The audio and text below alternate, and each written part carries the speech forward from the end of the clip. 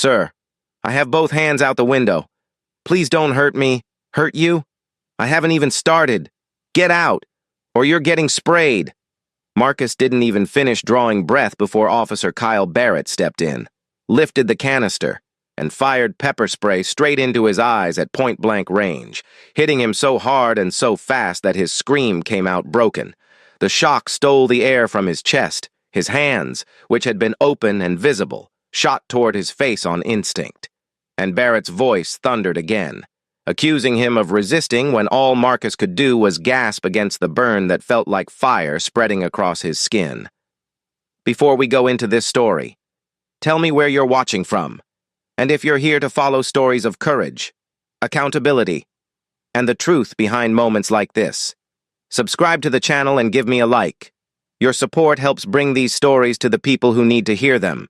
The pepper spray spread through Marcus's eyes and throat as if it had a will of its own. His vision blurred into a wet streak of red and white. He coughed, choking on every breath, trying to speak, but unable to form a single clear sentence. Another door slammed. Another set of boots hit the ground. Backup arrived so quickly it felt rehearsed. Officer Daniel Crocker moved in on the passenger side, shouting orders that Marcus couldn't understand through the pain. His hands clawed at the empty air. He wasn't fighting. He wasn't pulling away. He was simply trying to survive the searing shock that had taken control of every nerve in his face. Barrett grabbed his arm with a force that pulled Marcus sideways out of the seat. His knees hit the pavement first, then his shoulder. Then his face pressed against cold concrete. The pain was sharp, but the humiliation was sharper. His body curled as another voice yelled, "Stop resisting!" Though Marcus had not moved except to cry out, he felt a heavy knee jam into the back of his leg, forcing it flat. His wrists were yanked behind him, twisted until he gasped, and the cuffs snapped tight enough to cut into the skin. "I'm a soldier," he managed to say, coughing through the burn. "I'm afraid to get shot." Barrett didn't answer. He didn't slow down.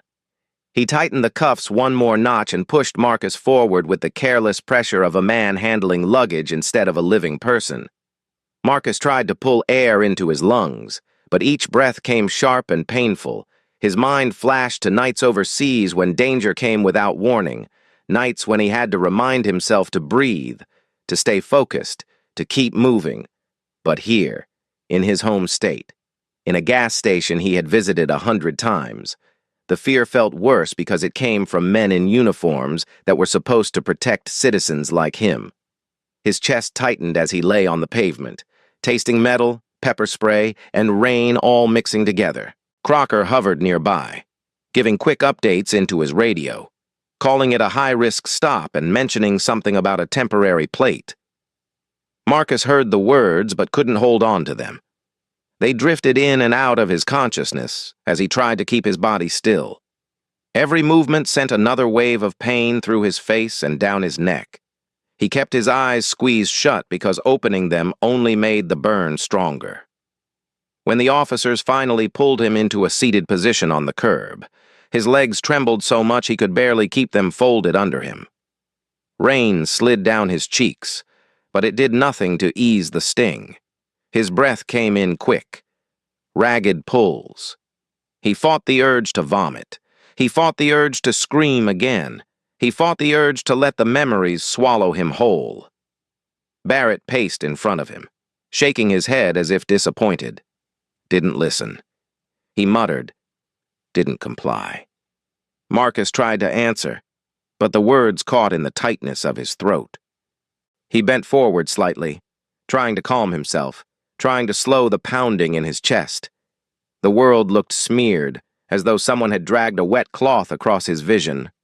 It took a long moment before he noticed his own phone lying on the ground a few feet away. The screen was cracked. The camera light was still on. It had been recording since the moment the first order was shouted. He had not planned it. His fingers had simply moved, tapping the screen the way they had seen others do in moments of crisis.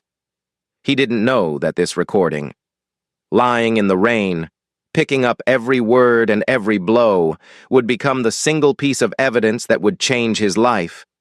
He only knew that he wished Evelyn were still alive to tell him to breathe, to keep his eyes open, to remind him that he had survived worse. The thought of her brought a quiet ache to his chest.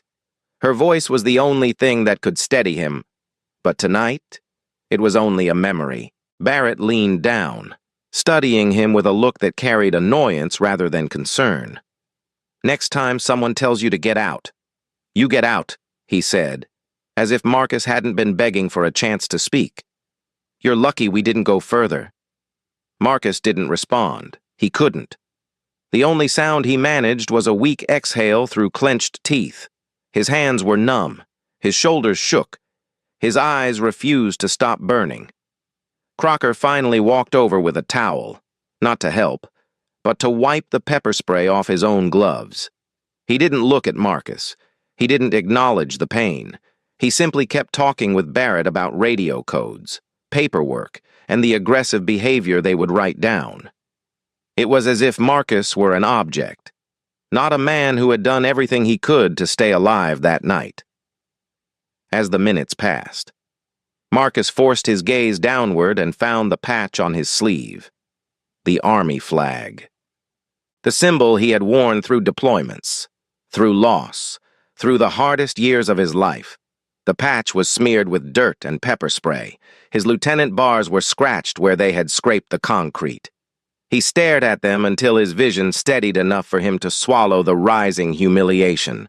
He whispered to himself, more fragile than he meant to be. "I'm still here." The words weren't loud. They weren't meant for the officers. They were meant for the woman he loved, the woman he lost, and the part of himself that had survived everything except silence. Tonight. That silence shattered. Marcus Leon Thompson had spent most of his life mastering the art of swallowing pain. And the night at the Exxon station forced open memories he had worked for years to bury. As he sat alone in his small living room the next morning, eyes still raw from the pepper spray and wrists marked from the cuffs, he could feel old wounds rising through him like smoke. He had always believed silence protected him, protected his family, and protected the men who served beside him. But every breath he took now carried the weight of all the years he had let the world look past him without protest. His life had never been a straight line, and every turn began long before he ever stepped into that gas station. He grew up on Lenox Avenue in Harlem, where the buildings leaned close together and every day reminded him how narrow a boy's future could be if he didn't run fast enough or stay invisible long enough. His father worked nights. His mother cleaned apartments. And Marcus learned early that the safest path was the quiet one, when trouble walked down the block. He crossed the street, when tempers rose. He kept his head down. Silence was not weakness back then. It was survival. When he turned 18, he knew he had to leave before the neighborhood chewed him up like so many others. Enlisting in the Army felt like stepping into a world where discipline mattered more than where you came from. The uniform gave him a purpose, a structure, a direction that Harlem had never offered. He wore it with pride, but he also carried a private fear each time he walked through the gates of a new base. He knew what happened to men who looked like him when they were out in the world without protection, but he prayed the uniform would shield him from that. It never truly did. His first deployment to Iraq hardened him in ways he never spoke about. He learned to sleep in 1-hour bursts, learned to move before thinking, learned to keep his voice low even in moments of panic. Nights were the worst, nights when explosions lit the sky and the ground shook, nights when he woke reaching for a weapon, ready to defend himself, only to realize he was thousands of miles from home, standing in dust that never seemed to settle. It was during his second deployment that he felt something inside him crack. A roadside blast took out a Humvee he had been riding in minutes earlier. 2 men died. Another lost both legs. Marcus walked away with only a concussion, but he carried the guilt like a stone in his chest. He came home with medals he never displayed and nightmares he never discussed. Evelyn. The woman who had stood by him since he was 23, tried to help him through the worst of it. She was gentle, patient, and steady in the ways he never quite learned to be. She could read his quiet before he even opened his mouth. She knew when the memories were coming, when the nights grew long, when he paced the hallway instead of sleeping. She would put a hand on his arm and tell him he was still here, still whole, still loved. Her voice was the only thing that could quiet the storms inside him when she was diagnosed with cancer. The world narrowed again. He took her to every appointment, sat beside her during every treatment, and held her hand when the pain took all her strength. She fought hard, but the illness took her quickly, and the house grew silent in a way he had never imagined. The day she died. Marcus stopped talking almost entirely. He moved through life the way a man walks through fog, slowly, searching for something solid to hold on to. The VA therapy sessions were his attempt to find that solidity. Though he never expected healing, he would sit in those waiting rooms with other veterans, each one carrying their own weight, their own memories, their own ghosts. Some talked freely, some cried, some sat stone still for hours. Marcus fell somewhere in between. He listened more than he spoke. He nodded to show respect. He let the younger men unload their burdens because he knew the relief that came with saying out loud what had buried itself inside the chest. But when it came to his own pain, he stayed quiet. Silence had become his armor. Silence had become his way of protecting others from the battles he carried inside. And silence had become the last thing he still controlled after losing Evelyn. The VA therapists encouraged him to talk about racism he had faced during and after service. Moments he had brushed aside, comments he had walked past, the times he chose not to raise his voice even when the uniform on his chest should have guaranteed him respect. They told him silence helps the world forget the men who served, but talking felt like stepping into a room with no walls. He wasn't ready in the civilian world. He learned quickly how strangers saw him long before they saw his uniform or his history. Clerks watched him closely in stores. Drivers avoided eye contact at intersections. Officers questioned him when he walked in neighborhoods too quiet or too wealthy. Whenever he explained he was a veteran, some people softened, others stiffened. High-traffic areas near bases were known for stopping black service members more than anyone else. But Marcus always shrugged it off, telling himself not to make trouble. His approach was simple. Stay calm, stay polite, keep moving. Silence. Always silence. When Jamal grew into a young man and joined the Navy, Marcus felt a mix of pride and fear. Pride for the uniform carried into another generation.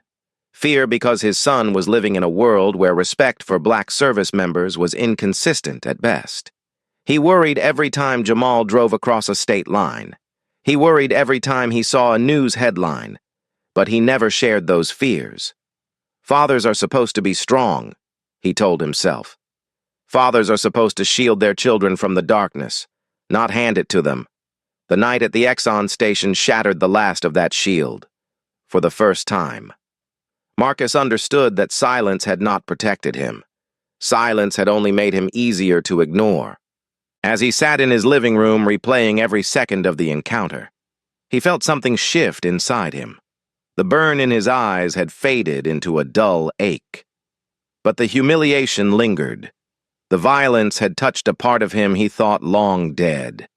He had spent his entire adult life following rules, showing respect, moving carefully through the world.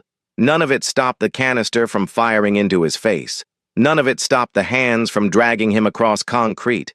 None of it stopped the officer from treating his life as a threat before a single question was asked, for the first time since Evelyn died. A new feeling rose in his chest, not anger, not fear, something steadier, something clearer. A quiet understanding that silence was no longer the safest path. He could feel her voice in the back of his mind, gentle but firm, urging him to stand tall, urging him to speak, urging him to reclaim the pieces of himself the world kept trying to push aside. He whispered into the empty room, as if she were standing beside him. I can't stay quiet this time. And for the first time in years, the words felt like truth. Marcus didn't post the video for a full week, not because he doubted what happened, but because every time he picked up the phone, his hands shook. He would open the gallery, press play, and watch himself begging with both hands out the window, hear his own voice pleading not to be hurt, watch Barrett fire that burst of pepper spray into his face, watch his body dragged and slammed onto the concrete, and feel his chest tighten as if the moment were happening again. Each viewing stole a little breath from him. Each viewing reminded him how small he had felt on that pavement. And each viewing brought back Evelyn's voice, the one that always told him to do the brave thing even when it scared him. On the 7th night, after sitting alone at the kitchen table for too long, he whispered her name, steadied his hand, and pressed post. He didn't add a caption. He didn't add a hashtag. He simply uploaded the raw footage and placed the phone face down on the table, trying to quiet the rush of emotion now spilling through him. The video didn't spread slowly. It erupted. Within the first hour, it gathered a few hundred views, mostly from locals. Within 6 hours, thousands. By morning, it had crossed state lines. The sound of Barrett shouting, the point-blank spray, the cries from Marcus as he tried to explain he was a soldier. Those moments cut through the screen like a blade. People watched the clip again and again, unable to look away. By the second day, it hit 1 million views. By the end of the second night, it had reached 5 million.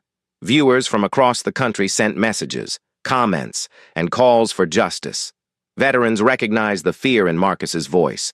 Mothers recognized the terror of a man begging not to be harmed. Strangers recognized the unmistakable cruelty of the officer's actions.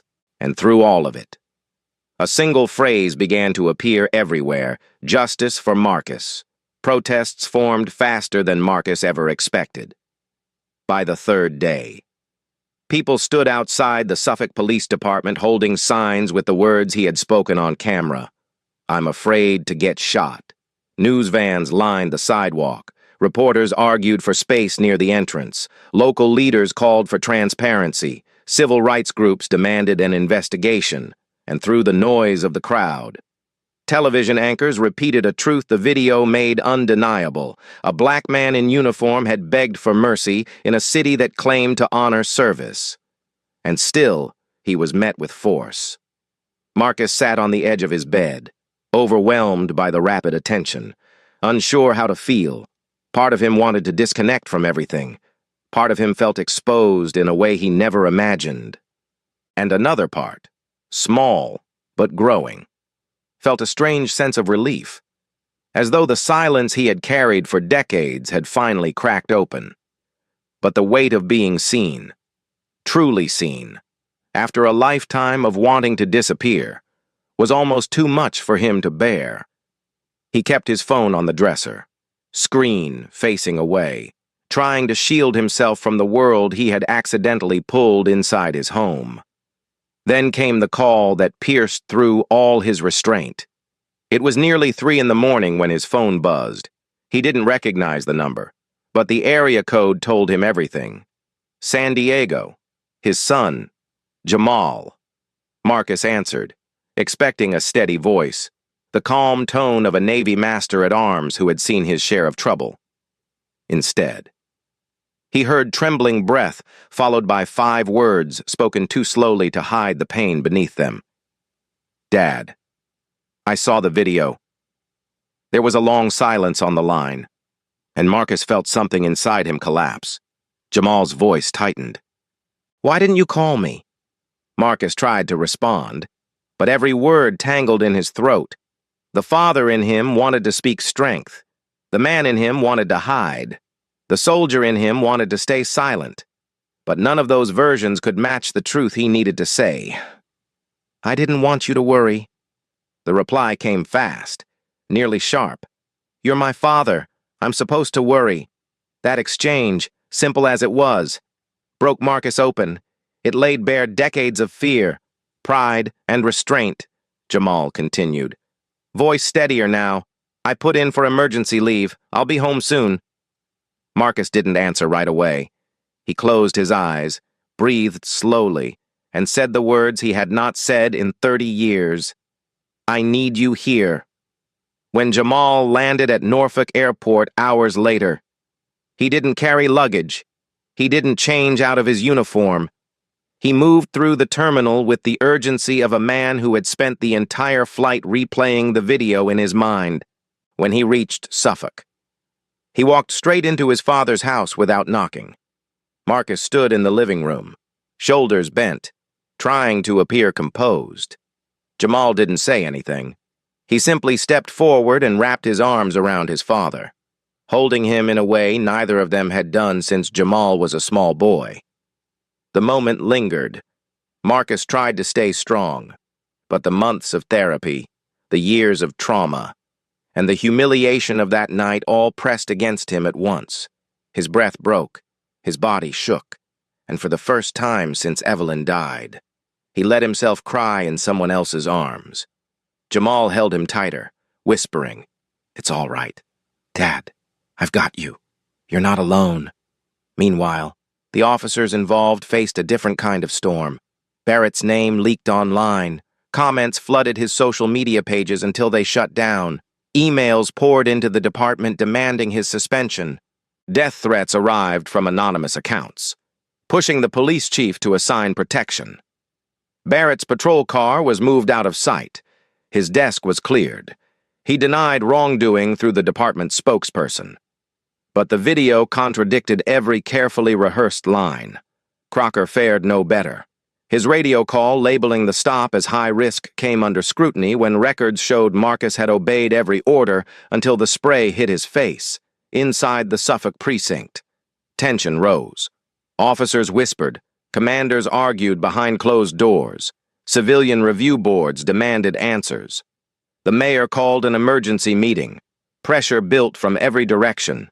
In the middle of all this, Marcus stayed quiet. Not the silence of fear, but the silence of a man gathering strength. Every knock at the door made him sit up straighter. Every news segment made him listen a little longer. Every protest sign made something in his chest shift. The world had taken his voice and made it visible again, and with Jamal beside him, steady and unwavering, Marcus could feel a different future forming, a future where the video was not just an echo of pain, but the beginning of a fight he never planned to start and no longer intended to walk away from. When the firestorm finally settled into something steady, Marcus found himself seated across from Maya Chen in a quiet conference room at the ACLU office, his hands clasped tightly together as she explained the long road ahead. Maya was direct, steady, and calm in a way Marcus appreciated. She spoke with the precision of someone who had spent years tearing down complicated legal walls, and she began by telling him the truth he needed to hear. "What happened to you was unconstitutional," she said, "and we're going to fight this. But the system does not make this easy."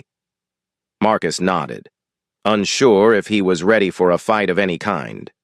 He had spent his life avoiding conflict whenever possible, staying silent to survive the deepest wounds of his past.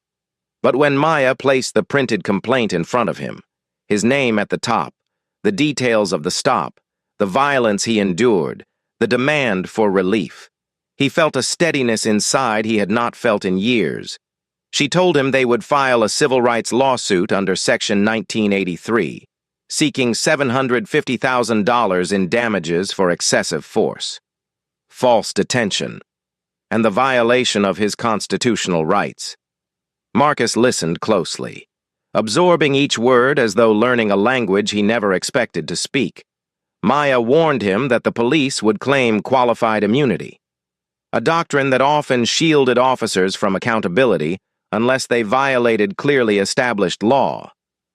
She cautioned him that most cases never made it past that barrier. "Still," she said, "your video gives us something powerful. It shows the truth." When the lawsuit was filed, Suffolk moved fast to defend its officers. Barrett's attorneys submitted motions claiming Marcus ignored commands, escalated the situation, and forced the officers to respond as they did. They argued that Barrett feared for his safety. They insisted that Crocker acted properly. They said the stop was justified because of a suspicious temporary plate. But the video told another story, one that could not be softened or reinterpreted. In it, Marcus's voice trembled with fear, not aggression. His hands stayed outside the window. His compliance was clear, and the pepper spray burst came without warning. Still, the city insisted the officers were protected by qualified immunity. Arguing no reasonable officer could have known their behavior violated a clearly established right. The first hearing in federal court felt like stepping into another battlefield for Marcus. The courtroom was quiet, the air heavy with tension as attorneys argued over the meaning of reasonable force. Barrett sat at the defense table, shoulders stiff, eyes fixed forward. Crocker kept his gaze lowered. Marcus sat beside Maya, trying to breathe evenly, trying to stay grounded. The judge listened carefully, interrupting the lawyers when their arguments grew too vague or too polished. When Maya played the video aloud, the room shifted, the sound of Marcus begging, the spray hitting his face, his scream breaking. Those moments filled the silent space, pulling every eye toward the screen. For a moment, even Barrett seemed to flinch, but legal battles are not won on emotion alone. When the judge issued his ruling weeks later, it cut straight through the tension. Partial immunity granted, partial denied. The court dismissed the claim for unlawful arrest, saying the officers had arguable probable cause. It dismissed the claim for excessive force in the initial stop, calling it debatable among reasonable officers, but it allowed two claims to move forward: assault and illegal search. Those claims would be decided by a jury. Marcus felt the weight of that ruling like a blow to the chest. It meant most of what happened to him would never be heard in front of a jury. It meant qualified immunity had shielded the officers from full accountability. Maya explained it gently, telling him they had expected this outcome. "This system," she said softly, "was built to make cases like yours hard to win." The trial preparation pushed Marcus into conversations he never imagined having. Maya walked him through each moment of the stop, asking him to describe the sounds, the pain, the fear. She told him what to expect on the stand. She told him the defense would try to twist his words, try to frame him as unstable, try to use his PTSD against him. The thought made his stomach tighten. He had spent years hiding his trauma from everyone except Evelyn. Now he would be forced to speak openly about it in a courtroom full of strangers. The night before the trial, he barely slept. Every time he closed his eyes, he saw Barrett's hand lifting the spray. Every time he breathed deeply, the flashbacks returned. He sat on the edge of his bed, hands trembling, whispering to Evelyn in the dark. "I don't know if I can do this," he said, "but I'll try." On the morning of his testimony, Marcus walked into the courtroom with his shoulders squared but his heart pounding. When Maya called him to the stand, he felt the weight of every pair of eyes watching him. The judge instructed him to raise his hand, and the oath felt heavier than anything he had carried in uniform. Maya guided him through the events of that night. She kept her voice steady and respectful, giving him space to breathe between answers. But when she asked him to describe the moment the pepper spray hit his face, something inside him cracked. He pictured the burst of light, the burning pain, the sounds of shouting, and the concrete rushing toward him. His breath grew fast and shallow. His eyes blinked rapidly. The edges of his vision tightened. The room seemed to shrink. Maya paused, her voice dropping gently. "Take your time." But time did not help. The panic rose too quickly. His fingers gripped the sides of the witness stand. His chest tightened. His throat closed. He heard the judge say, "We're taking a recess," and everything inside him blurred. The bailiff stepped forward. Maya came to his side. He was helped to a quiet hallway as he tried to pull air into his lungs, but each breath shook. Someone handed him a paper bag. He leaned forward, breathing slowly into it, trying to push back the memory that had overtaken him. A flashback. The doctor had once called it a familiar terror. a shadow from Iraq merging with the violence at the gas station. When he finally calmed enough to speak, his voice was hoarse. "I'm sorry," he whispered to Maya, as though he had failed her. She placed a hand on his shoulder. "You don't apologize for surviving," she said softly. The courtroom reconvened after a short break. Marcus took the stand again. Hands steadier now, voice quiet but clear. The defense attorney questioned him sharply, trying to suggest he misunderstood the officer's intentions. Trying to imply fear made him overreact. Each question felt like a small cut. But Marcus answered honestly. He did not exaggerate. He did not falter. He told the truth the way he experienced it, not the way the defense wanted him to recall it. When his testimony ended, he stepped down from the stand, feeling drained but resolute. The trial lasted 3 days. When it ended, the judge offered a brief explanation of the next steps and dismissed the jury to deliberate. Marcus sat in the hallway with Maya and Jamal, waiting in a silence that felt heavier than any moment before. Hours passed. Reporters gathered outside the building. Officers paced the corridors. Finally, the bailiff appeared with a nod. The jury was ready when the verdict was read. It confirmed a truth Marcus had long suspected about the justice system. Victories for men like him often came in pieces. The jury found the officers liable for assault and illegal search, but the damages awarded were small, far smaller than the pain he carried. Still, Maya leaned close and whispered, "This is not the end. This is only the beginning." Marcus nodded. Knowing she was right, they had won a piece of the truth, and now they would take the fight higher. The appeals court waited. The future waited. And for the first time in years, Marcus felt something he hadn't felt since Evelyn's hand rested in his own. He felt determined. The appeal was filed quietly, without fanfare or cameras. Yet it carried the weight of every sleepless night Marcus had endured since the attack. Maya explained that the United States Court of Appeals for the Fourth Circuit was not a place for theatrics. It was a place for precision, history, and precedent. She told him this appeal would challenge the ruling that protected Officer Barrett under qualified immunity. She told him it was a long shot, the kind most plaintiffs never win. But she also told him something that stayed with him. "Your case has something courts rarely get," she said. "Clarity. The video is undeniable, and qualified immunity isn't supposed to be a shield for obvious harm."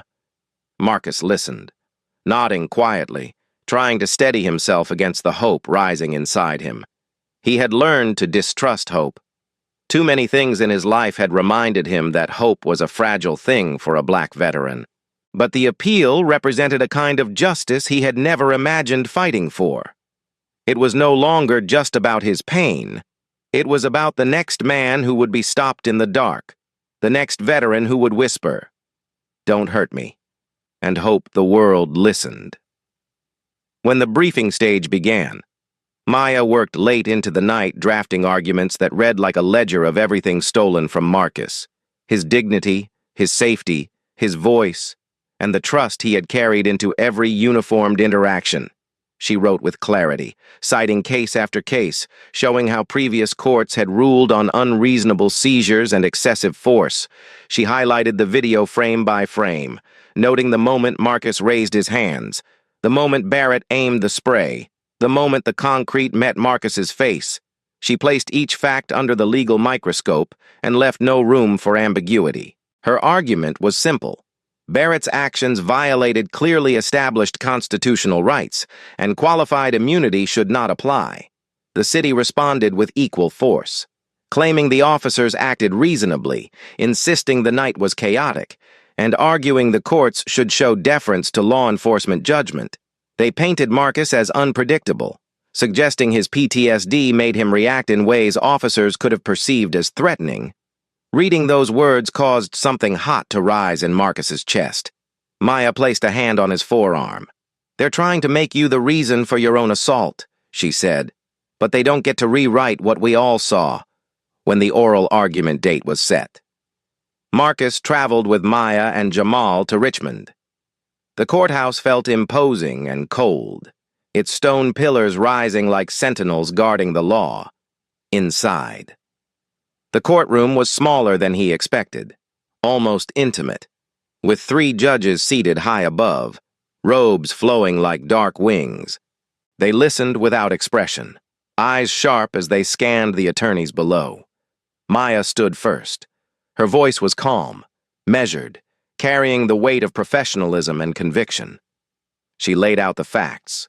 She walked the judges through the video, second by second. She emphasized the clarity of the constitutional violation. At one point, one of the judges leaned forward and asked, "Counsel, what reasonable officer would spray a compliant man with his hands out the window?" Maya paused for a moment that felt longer than it was. Then she answered, "None." "Your Honor, and that is precisely why qualified immunity cannot apply." The room went still.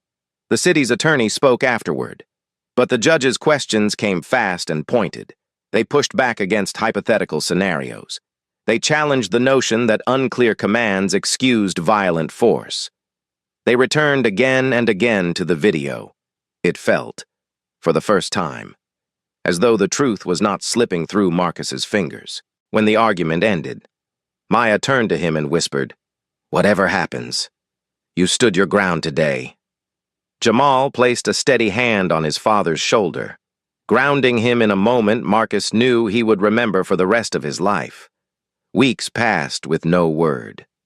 Marcus tried to go about his routines: morning coffee, quiet afternoons, slow walks.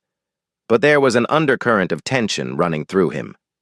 He replayed the hearing in his mind. He replayed the stop itself. He replayed the silence that followed Evelyn's passing and the way his life had shifted since posting the video.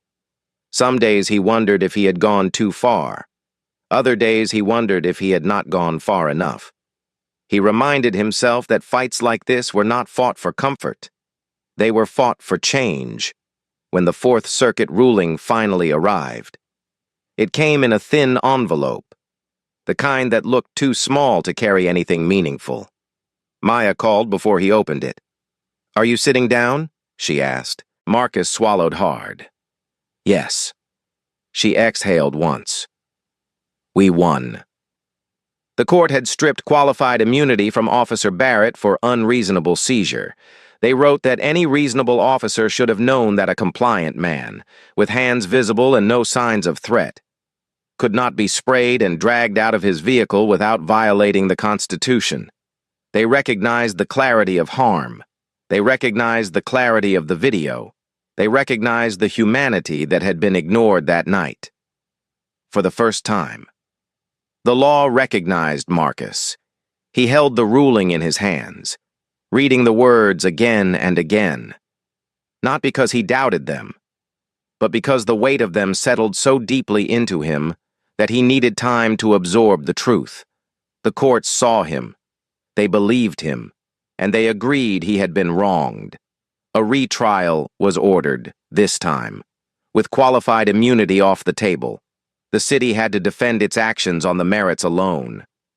In the second trial, the jury selection included 3 veterans, 2 from the Army, 1 from the Air Force.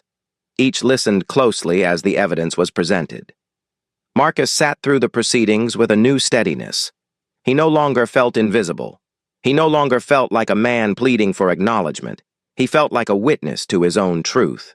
When he testified again, his voice trembled only once. Jamal sat behind him, shoulders squared, offering silent support. The jury deliberated for less than a day. When they returned, the verdict was read calmly, almost quietly. Liability confirmed. Damages awarded, $4,500, a number so small it barely reflected the cost of the medical bills, let alone the trauma. Marcus stared at the paper, unsure how to react. Then Maya leaned close and said softly, "This isn't about the money. This verdict changes the law for thousands of people. You helped open a door that was locked for decades." The reality sank in slowly. He had not won a fortune. But he had won something far larger. Barrett was fired the same afternoon, and across the Fourth Circuit, the precedent set by Marcus's case would stand like a marker in the law, a reminder that compliance should mean safety, not suffering. As he walked out of the courthouse into the soft afternoon light, Marcus closed his eyes briefly. The wind brushed his face, and for the first time in years, his breathing felt full and steady. He thought of Evelyn. He thought of the men he served with. He thought of every veteran who would one day stand behind the shield he helped create. And he whispered into the air, with quiet resolve. It mattered. The consequences for Officer Kyle Barrett did not arrive with the loud crash of punishment he once imagined for others, but with the slow, grinding unraveling of a life built on unchecked power. The moment the Fourth Circuit stripped his qualified immunity and the retrial verdict confirmed his liability, the Suffolk Police Department moved with surprising speed. He was ordered to surrender his badge, his firearm, and his patrol car keys before he even left the courthouse. The announcement came not with ceremony, but with a simple statement from the chief. Officer Barrett's actions violated departmental standards and the public trust. Barrett had spent 12 years believing the system would always protect him, believing his behavior would always be justified, believing the uniform would always shield him. But in the weeks that followed, the shield cracked, his legal fees ballooned, his marriage collapsed under the strain of public outrage, media scrutiny, and the cold silence that filled his home. His wife filed for divorce. His children refused to speak to him. The town that once saw him as a symbol of authority now crossed the street when he walked by. And the final blow came when the Department of Justice, conducting its own investigation prompted by Marcus's case, issued a consent decree permanently barring him from working in law enforcement anywhere in the country for the first time. Barrett confronted a world where his badge could no longer protect him, and he had no one to blame but himself. After the firing, he moved 2 counties away, trying to escape the shadow of the verdict, but the shadow followed him. He ended up living in a battered trailer on a dirt road, paying rent month to month, surrounded by other men who had once believed they were untouchable. Some mornings he sat outside on a metal chair, staring at the ground, wondering how a moment he thought would be forgotten had become the moment that defined him. He had convinced himself for years that his actions were justified, that force was necessary, that fear excused cruelty. But as the isolation grew thicker, he was forced to confront the truth he had spent years avoiding. It wasn't the badge that made him powerful. It was the silence of the people he encountered, the silence of those who didn't fight back, the silence of those who didn't post videos, the silence of men like Marcus, who had swallowed injustice for decades. And now that silence had ended. The price of the badge had become the cost of losing everything. Sergeant David Harlan faced his own reckoning, though of a different kind. He had served beside Barrett for years, often watching with unease as Barrett escalated routine stops and treated black drivers with distrust. Harlan was a former Marine who had fought beside black soldiers in combat, men who saved his life more than once, men he trusted with every breath. He knew what honor meant. He knew what loyalty meant. And when he watched Marcus's video, he felt something twist inside his chest. It was not shock. It was recognition. He knew the tone in Barrett's voice. He had seen that tone before, and he knew he could not stay silent. When Maya Chen approached him asking for testimony during the internal investigation, he agreed without hesitation. He told the truth. He testified that Marcus had not resisted, that Barrett escalated unnecessarily, that the force used that night was never justified. His statement helped push the DOJ investigation forward. It helped expose the pattern of conduct Barrett had kept hidden behind the shield of officer discretion. And it helped give Marcus something rare in cases like this, a witness from inside the system. But telling the truth cost Harlan deeply. He was no hero inside the precinct. Some officers called him a traitor, Others stopped speaking to him entirely. He found his lunch table empty, his locker dented, his tires slashed one morning in the parking lot. His reputation inside the department had shifted overnight, and he felt the cold weight of ostracism settle over him. Yet something else happened too. For the first time in years, he slept through the night. The guilt that had been pressing on him, quiet, constant, unwanted, finally loosened its grip. He told Maya later, "I didn't do it for him. I did it for myself. I did it for the men I served with overseas. They would have expected better from me." His voice cracked when he said it. There was no pride in his words, only relief, for a man who had survived real battlefields. The moral one had been harder to walk, but he walked it anyway. The Suffolk Police Department changed as well. The retrial verdict and DOJ intervention forced reforms the city had postponed for years. Mandatory bias training became non-negotiable. Body cameras were replaced with models that could not be muted, disabled, or conveniently turned off during sensitive moments. Traffic stop policies were rewritten to prevent officers from initiating stops based on vague suspicions or minor plate issues. Supervisors were required to review use-of-force reports with greater scrutiny, and a brand-new civilian oversight board was established to evaluate complaints, ensuring citizens, especially black residents who had long felt unheard, could finally speak without fear of retaliation. These reforms did not erase the past, but they marked a shift in a department long resistant to change. For older officers, the transition was uncomfortable.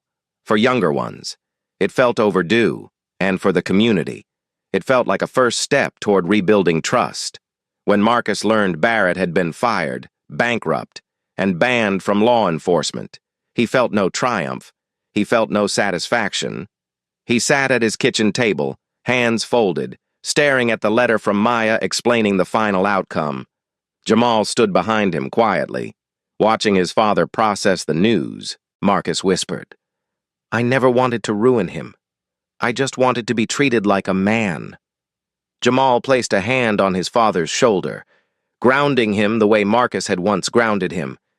"You didn't ruin him, Dad. He ruined himself." Those words settled into Marcus with a deep, steady truth. The fight had never been personal. It had been about dignity. It had been about the next black veteran pulled over at night. It had been about the silence he carried for decades finally breaking open into something meaningful. As the reforms took effect, Maya invited Marcus to speak at a small gathering of civil rights advocates. He declined the public spotlight but agreed to meet privately with a group of black veterans at the VA. When he sat in that room, men with worn hands, tired eyes, and stories buried deep, he felt a quiet strength echo through the walls. He told them what happened. He told them what he felt. He told them why he chose to fight. And when he finished, one of the older veterans leaned forward and said, "You didn't just stand up for yourself. You stood up for all of us." Marcus nodded, breathing slowly, feeling the truth ripple through him. He had carried a heavy silence for too long. But now, at last, he knew that breaking it had not been for nothing.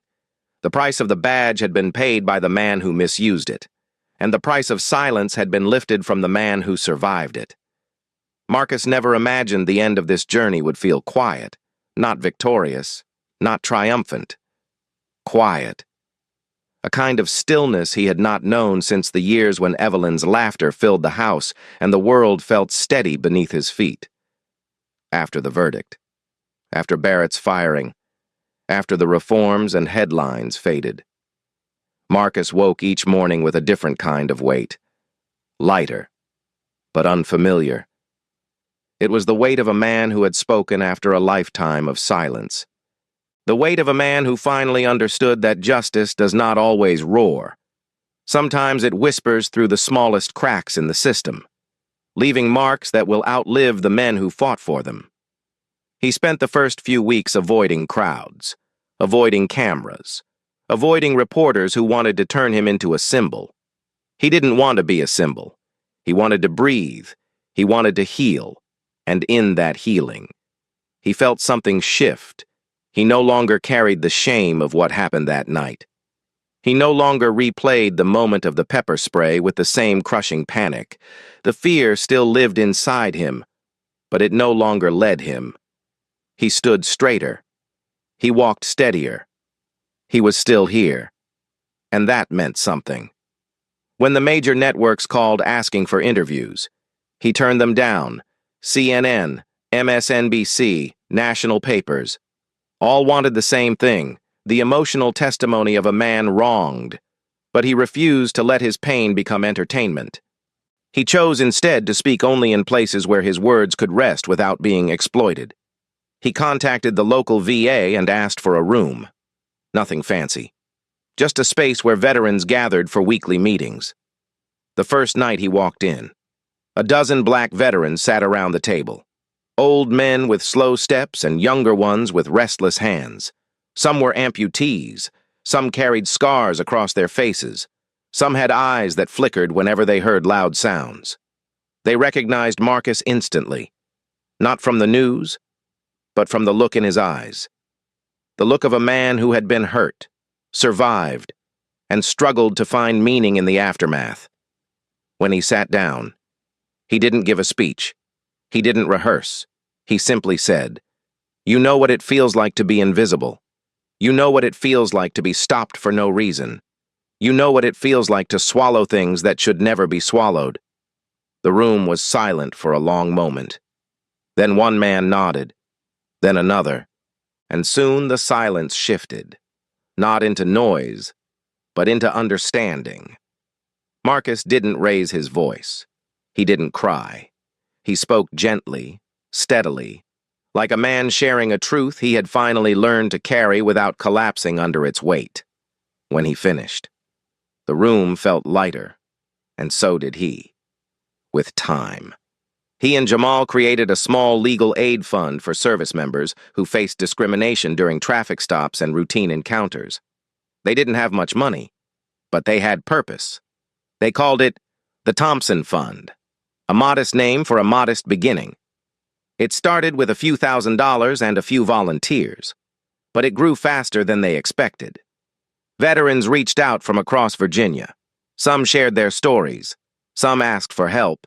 Some simply wanted a place to be heard. Marcus listened to every call. He wrote letters. He attended hearings quietly, sitting in the back, offering silent support to men and women who reminded him of himself. He understood that justice was not a single verdict. It was a long, steady effort to hold doors open so others could walk through without fear. As the months passed, life began to settle into a new rhythm. Marcus cooked meals he had not made since Evelyn was alive.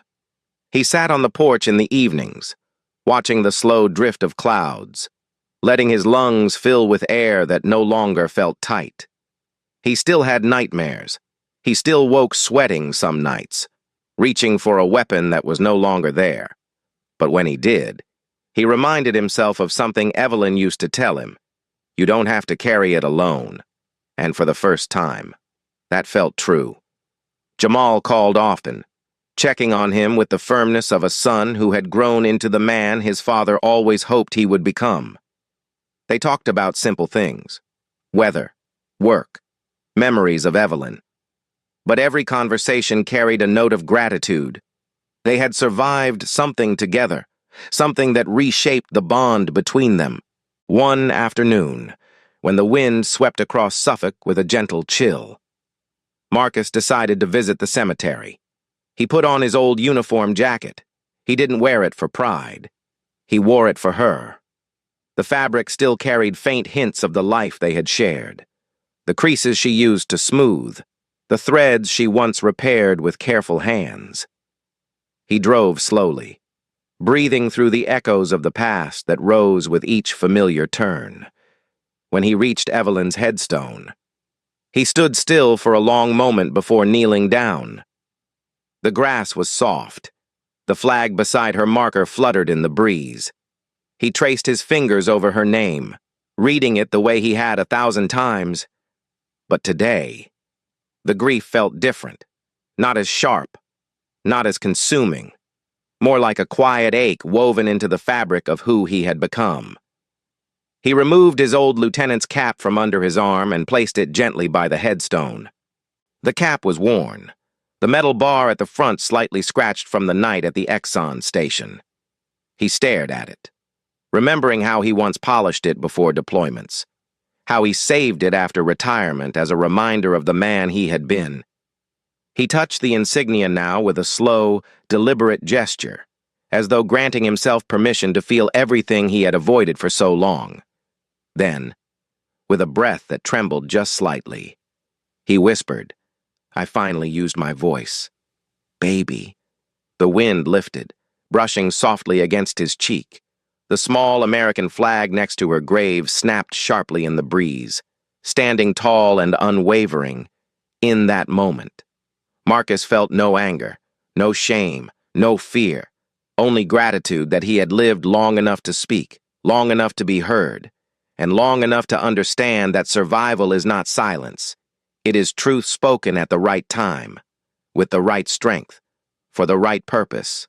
He rose slowly, adjusted the jacket she once loved seeing him wear, and looked across the rows of headstones, each marking a life that had carried burdens, fought battles, and left legacies behind. He stood taller, shoulders square, eyes steady. He was still breathing.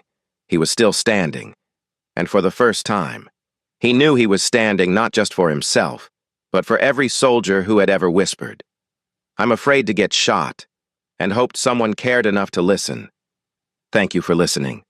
If this story moved you, please subscribe and give the video a like.